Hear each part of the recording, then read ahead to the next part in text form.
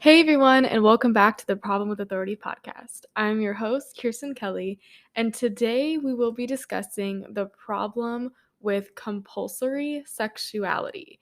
Now, this episode I have been preparing for months and months and months for, and I'm still not going to be able to cover everything I want to cover because we are diving into the amazing book called Ace: What Asexuality Reveals About Desire, Society, and the Meaning of Sex by Angela Chen.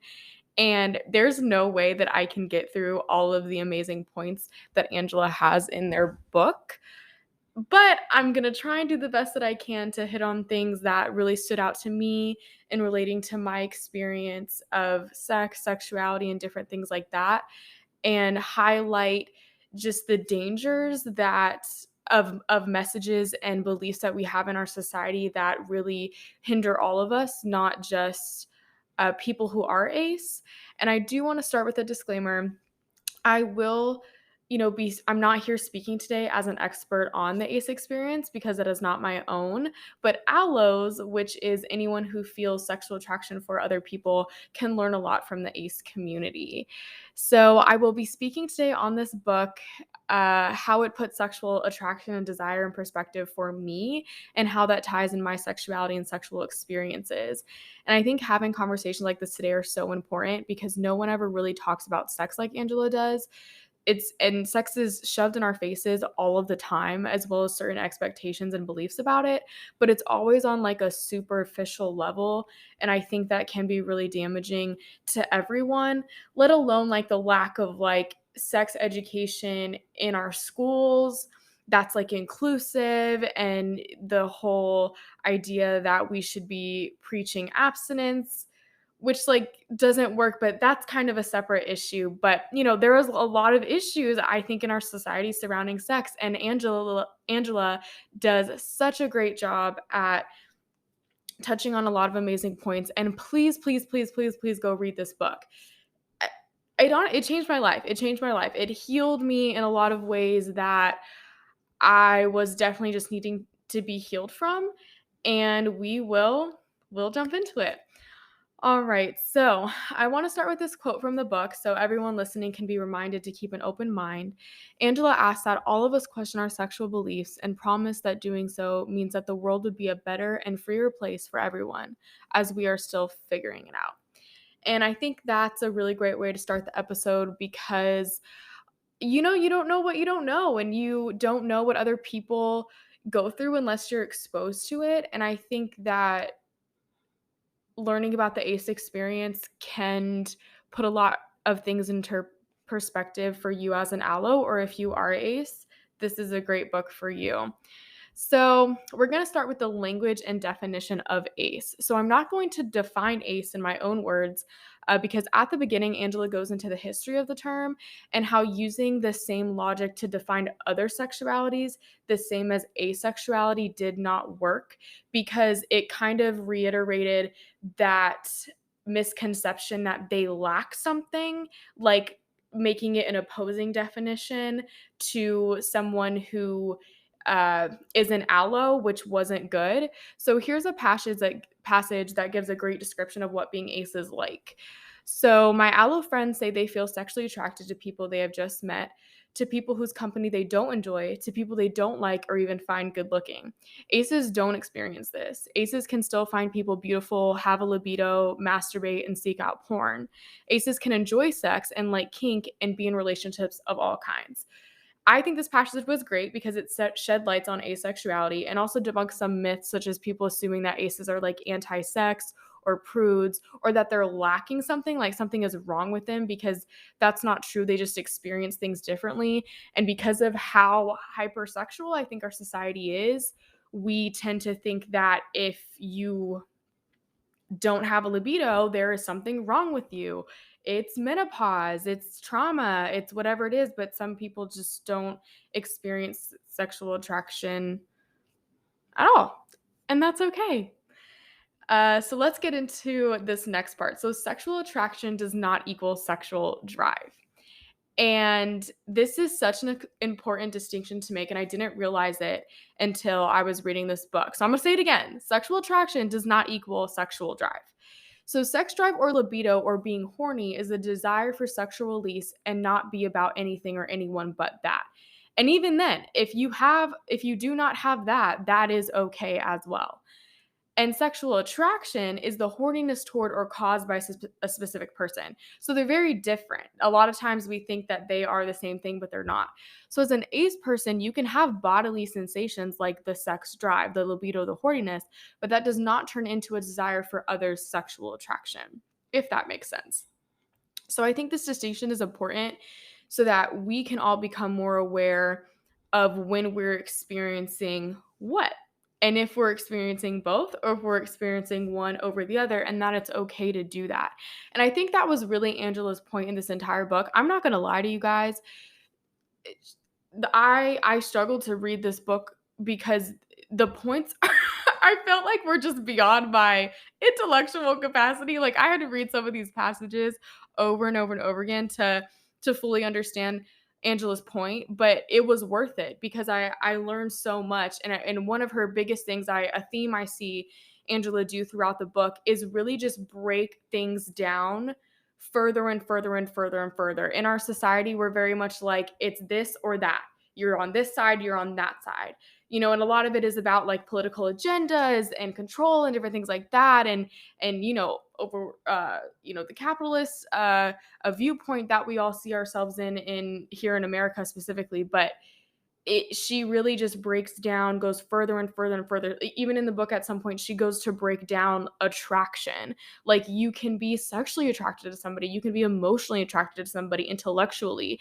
And I think the more that we allow ourselves to open our mind to these types of conversations and points, we open ourselves to a world of possibilities and more understanding ourselves.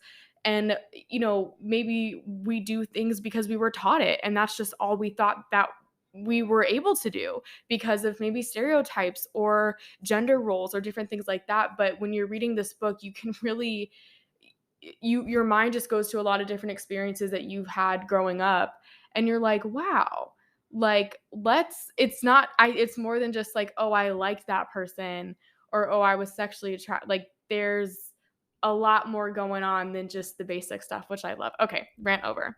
So we're going to get a little more personal here, and we're going to talk about sexual orientation and my story.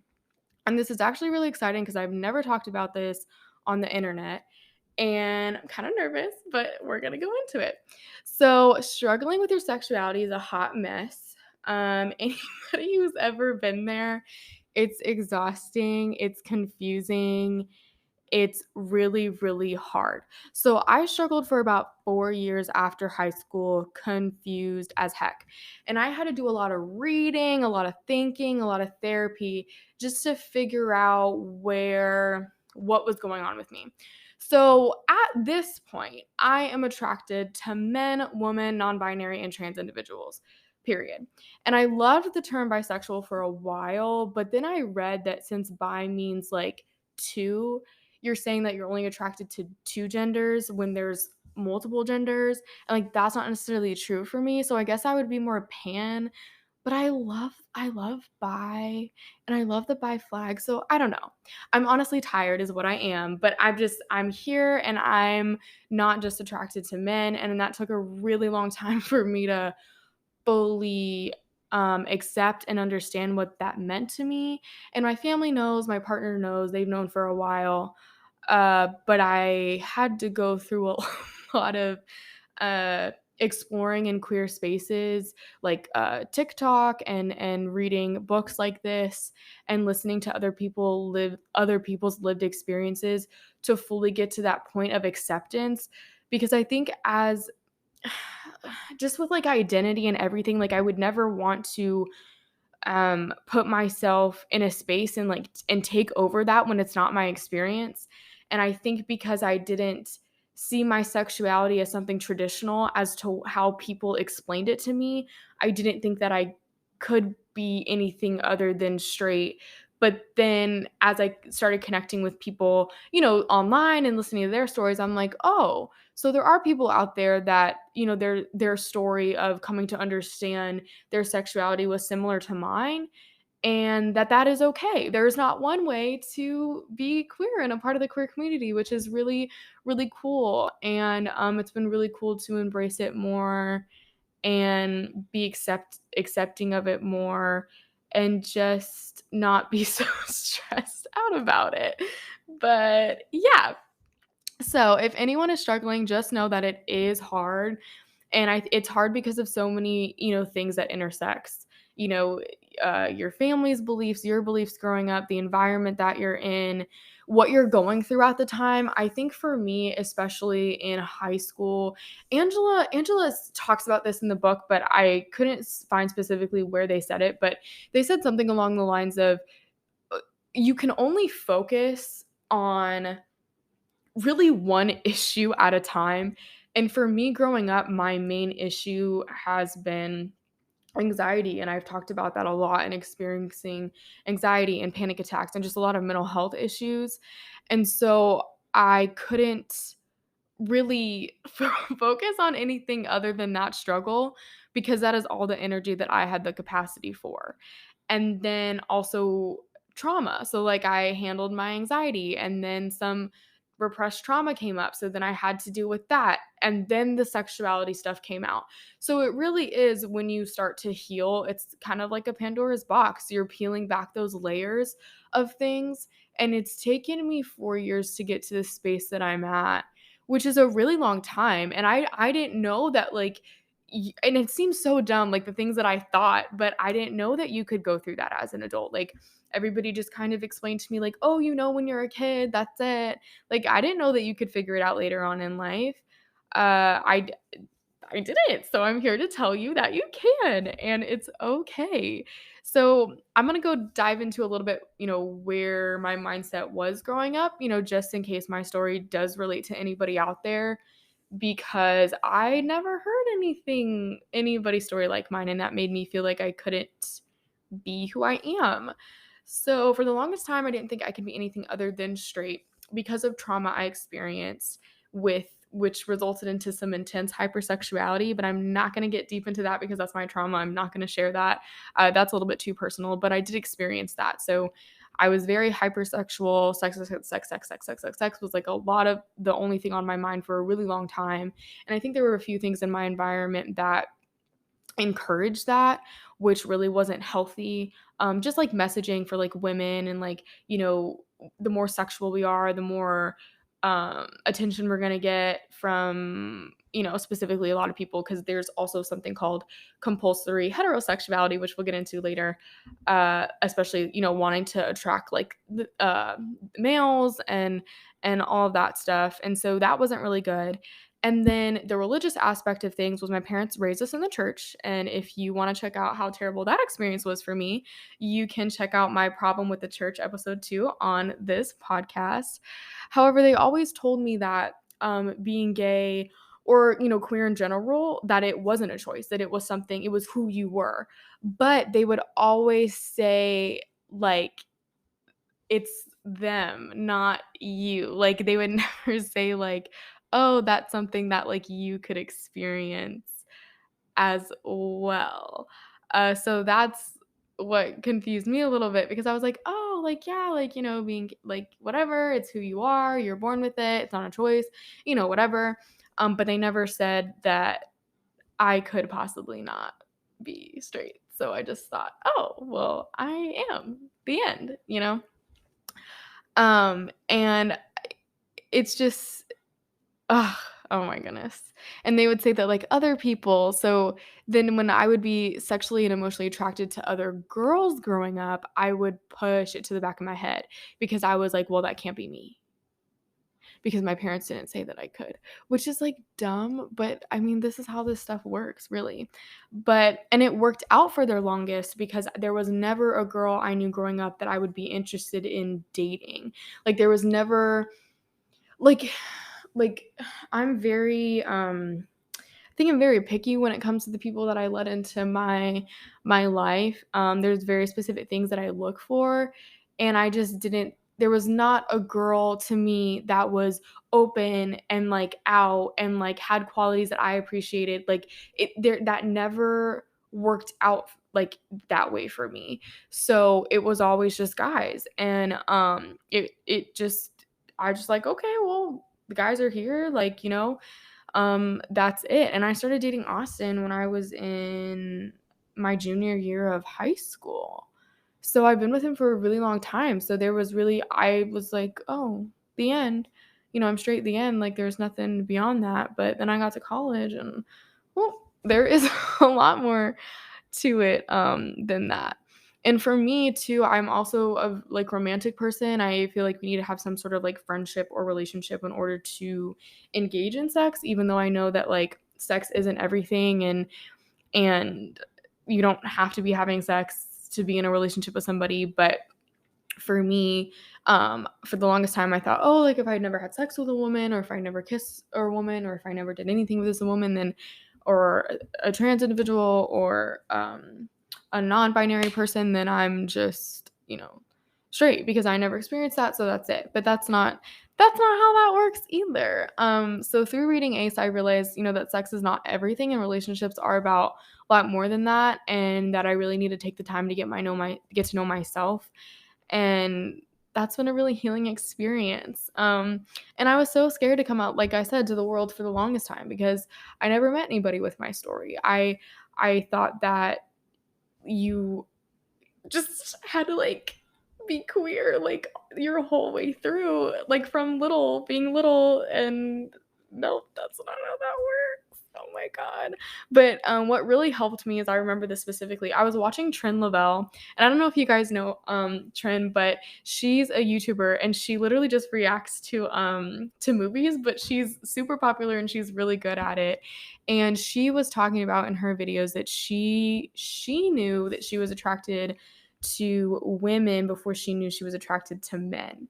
So I was like, well, if it works that way, then it can work the opposite way. And that's the thing, like I didn't have a lot of friends that they could have been, I don't know, but like nobody was really out, and none of us were having those conversations, which I think is just really unhealthy. And I appreciate the internet, I really do, because you can explore that in a safe space and listen to other people, and not have to like put yourself out there in a group of, friends, or, talking with family members that might not be the safest for some people. Um, but I really love working, seeing the youth now, because they're so just open and willing to explore who they are. And there's all of them honestly, and I just didn't see that as much growing up. um and it's so beautiful just to see. And every time I see them and they're talking to me about, their different relationships and their experiences, I'm so happy for them, because to be able to do that like that young, like that's something that I wish like I I did a little bit more, which makes me a little sad, but it's okay. It's okay. Um Anyway, I'm going to end this section of the episode with a quote by Angela, which really resonated with me. And it's that sexuality is more than sexual orientation, and attraction is more than sexual attraction. Yet humans can act as though sexual interest is the only reason we are compelled by others. And that brings me back to my point of what I was saying, is that you can be intellectually attracted to somebody, you can be emotionally attracted. Honestly, like the list is endless, endless, endless, endless. All right, so now we are going to jump into the problem with compulsory heterosexuality and compulsory sexuality, and how that affects sex for women specifically. And I'm talking about women specifically because I am a woman and I'm talking from lived experience. However, this messes up things for all genders. It's not just women, but I'm speaking today on the women experience because that is who I am. And in the book, Angela does dive into how this affects other genders. But I'm telling you, like, I through this episode, I think I only got through 3 chapters of my notes, and there's 11 chapters. So there may be a part 2, but this was hard for me. Like I said, like I was healing while reading this. It took me a really long time to read it because Angela's intellectual brain is a lot higher than mine is. And then getting the courage to do this, it's just been a lot. And I'm sorry if I'm like going off on little tangents, but I'm like finally doing this and I'm so happy for myself. Okay, so anyway, the definition that Angela gives of compulsory heterosexuality, that it is not the belief that most people are heterosexual. It is the set of assumptions and behaviors that only heterosexual love is innate. Women need men as social economic protectors, and that supports the idea that heterosexuality is the default and the only option. And for me, reading this definition, you can just really, you can feel the patriarchy in it. And it's hard because that is still to this day we all still struggle with that. The expectations of women that we still need men, that heterosexual love is the only type of love and it's the default. And I think that's where, with my parents I was confused because it still seemed like the default and that it was, one of the only options. And I think women, it's really hard that women who might only be into men, that is hard. I think because there is a lot of healing that we have to do regarding gender roles and stereotypes and expectations that people in society put on us as women. And also, too, not all men are taught the right way of that we aren't supposed to be in the kitchen. Your jokes are not funny. They're hurtful about women being inferior and different things like that. And men really having to tap in and understand like you still do not experience what we experience and you can't stay ignorant of that while being with women.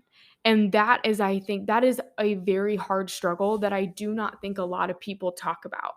Like, Austin is amazing, but there is still a lot of things that both him and I had to unlearn about what we were taught about relationships from our family. Like in the Christian faith, like in my episode for Problem with the Church, they would tell me, oh, I needed to follow the man and da da da da, and I was supposed to be submissive and blah blah blah. And I was like, wait, no. So then once I was like healing from that, my opinion of that changed. So then I had to go to Austin and be like, you don't believe this, do you? Because that's bullshit. You know what I mean? And then him unlearning the things that he was taught about women. And yes, like there can still be love and compassion and things like that, but there are a lot of things that I think heterosexual couples really do need to work through that has to do with this specifically. And nobody talks about that ever. And that drives me insane because it's hard because you don't want to be like, oh, like people think feminism is like we hate men, and you don't want to get to that point of like hate.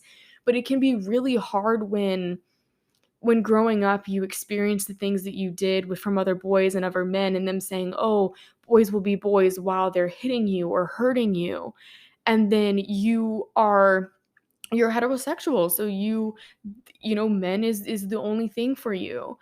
And then having to heal from that, but not healing from it because you have to do that love journey on your own because nobody talks about that while also being in relationships with men. That is very, very, very hard and complex work. And I wish we were having more conversations about that. And when I was reading about compulsory heterosexuality, that is what stuck out to me the most. And next we have compulsory sexuality, which is a set of assumptions and behaviors that support the idea that every normal person is sexual, that not wanting socially approved sex is unnatural and wrong, and that people who don't care about sexuality are missing out on an utterly necessary experience. And again, that's word for word from Angela. And this I think ties into this pushes women and other people to like constantly be sexualized. And Angela talks about the ace experience a lot in the sense of like, people think there's something wrong with them. People think that the only reason we're interested in each other is because we're sexually attracted to them.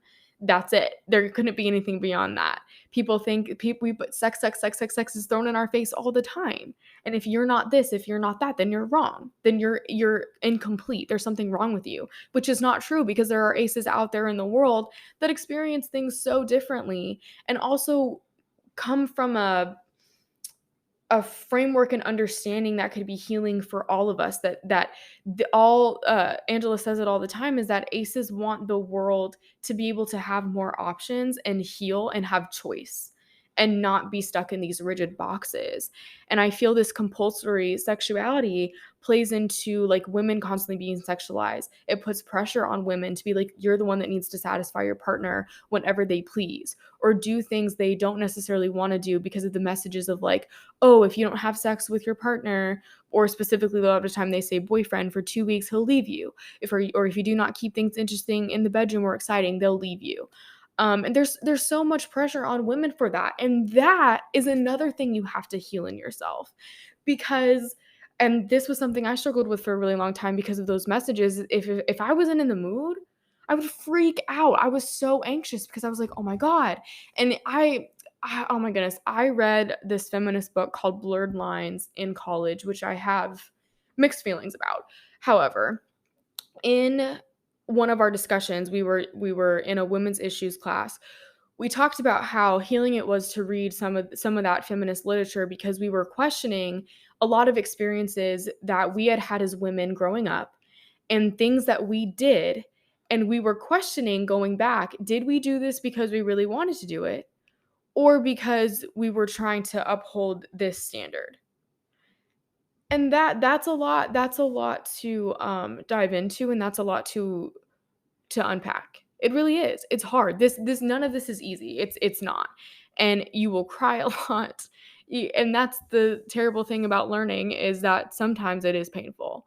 And but these are the messages that we send to specifically women a lot of the time. And again, Angela dives into specifically how it affects other genders, but today I'm only speaking on the women experience.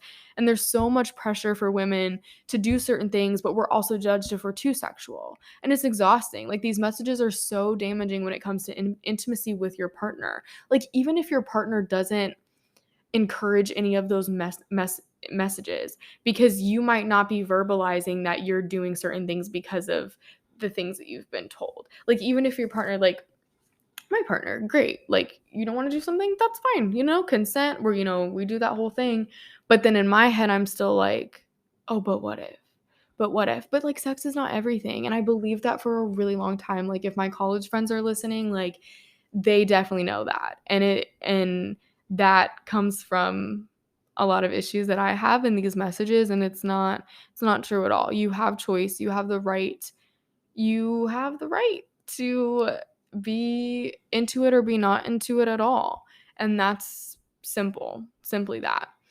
And lastly, I just want to say again that all of this does not even scratch the surface of this amazing book. I'm just realizing right now, that's why I paused, that I've come to the end of my points. Like I said before, I only brought up points from 3 chapters, and this book was 11 chapters. So I may do a part 2 because I'm not able to cover everything. And in part 2, I already have my bullet points listed. We're going to get into how sex is political, and sex being whitewashed, which is really interesting. But for now, I appreciate all of you guys that took the time to listen to this episode. This was the episode that we were supposed to go out of 2021 with, but I just was not feeling good. It was not the time for me to record and release it, but now I have. And I look forward to seeing you guys in the next episode. I just recorded a really cool one with Stacy, a fellow social worker, and that topic will be released soon. So in the meantime, thank you. Thank you again for letting me come on here and share my experience. And I will see you all in the next one. Bye. Hey everyone, thanks for listening, and I hope you enjoyed the episode. Please rate, review, and share to support, and don't forget to follow us on Instagram at Problem with Authority Podcast, or you can follow me at Kiersten __Kelley.